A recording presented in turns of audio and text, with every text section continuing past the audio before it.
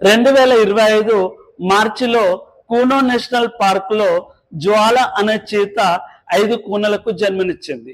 So దీంతో కలిపి భారతదేశంలో మొత్తం చీతాల సంఖ్య 53. ఈ 53 చీతాలలో 33 చీతాలు భారతదేశంలోనే పుట్టినవి.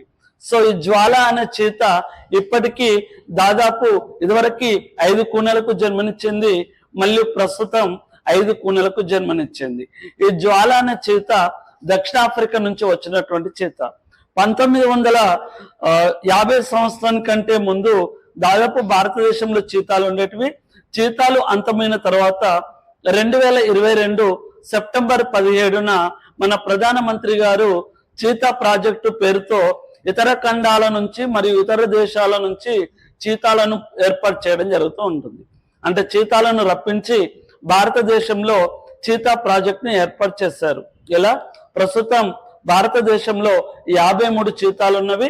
ఇందులో 33 చీతాలు భారతదేశంలోనే జన్మించినవిగా చెప్పుకోవచ్చు. Thank you.